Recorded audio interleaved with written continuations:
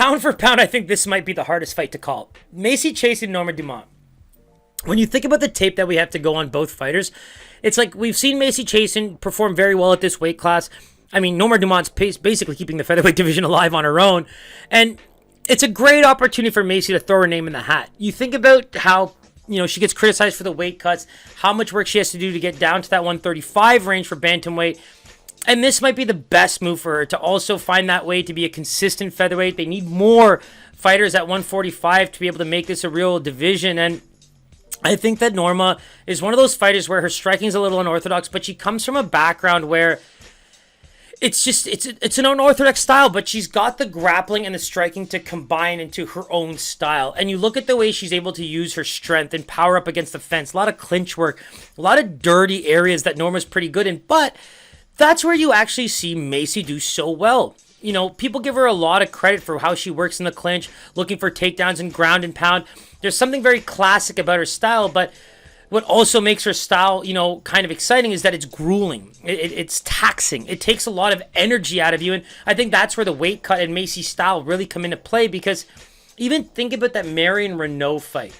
If there's one thing about Macy that I had noticed is the discrepancy in lines always have shown in her fight.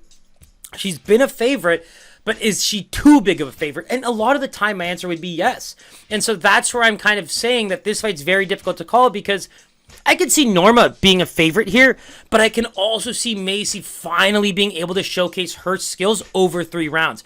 And Norma, because she likes that time inside the clinches, Macy's got some really nasty knees and elbows. When you're like bony like that and really able to land with some power, it's what sets up takedowns, ground and pound work. And so when you think about Macy going into this fight, you kind of have to give her a lot more credit than her tape allows you to, because this is a good fight for her. Stylistically, health-wise, all of those reasons, this is Macy almost getting a much better opportunity to kind of change the course of her UFC career. And with Norma, it's like we're seeing her really gain momentum. I think that the fact that she's able to hold down her division by herself, for one, is a great example of where, title picture and things like that, she's really someone that's starting to come into her own.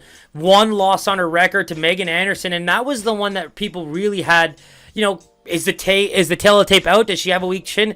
Definitely not.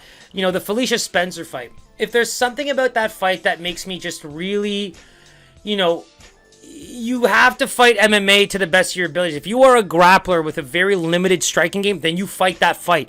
You look at the way Norma fought that split decision win, Aspen Ladd, another unanimous decision win, and Aspen Ladd is considered a good late round fighter, right? And unfortunately, she could put together nothing in that fight. I thought that the last 2 fights where we saw, Norma come into her own, it's just the style of fight. You see the confidence. You see her impose her will. Now fighters have to fight her fight. Felicia Spencer was not having much success in those clinches because Norma was still able to land. And Felicia was not very, active when it comes to striking. She's really good at control time. That's the way Felicia Spencer wins. And with Aspen, again, she's supposed to be a good striker. Find those dirty areas. Use some boxing. But unfortunately, couldn't find those areas. And that's where I think that the speed and quickness of Macy Chiasson combined with her ability might give her such a better outcome in this fight compared to the last 2, because the striking's better than Felicia's and she's just a lot more active than Aspen. I feel like Aspen gets in her own head, whereas Macy pushes forward. It just, whether she's winning or losing, she pushes forward. And I think that the lack of the weight cut, the Muay Thai clinch work that she's able to do, the top game, ground and pound, that kind of stuff, it just really spells for a much tougher fight for Norma than they have been in the past. So, like I said, I'll give the edge to Norma as a minus 140 favorite, but I think that Macy really has an opportunity here to kind of right the ship and maybe become a big part of that 145 division. So let's take a look at the line here. Yeah, man, there it is. Norma Dumont. I mean, we had minus 140. She's 210 opener, now as high as a minus 250. Macy Chiasson as a plus 180 dog, now as high as a plus 190. I mean, that line is far too wide. And I went into this thinking Norma was going to be my pick. Norma is my pick. I like what she's done in the last 2 fights. But again, when you start to break things down, you're like, well, where Norma likes to tend to take fights, Macy seems to be the best striker in those areas that she's fought over the last few fights. Ashley Evans-Smith, Felicia Spencer, Aspen Ladd. I think Macy has an edge there when it comes to the elbows, the knees. That real active clinch work is where, I think Macy's going to do some damage. So I think this fight's a little bit closer in terms of line. So maybe Macy's a bet, but Norma's the pick. I don't know. Wait for fight day. We'll see how that one goes. But don't forget, hit like, subscribe. We're going to be going hard at UFC 274. So stay tuned. Plenty more fights to get into, guys.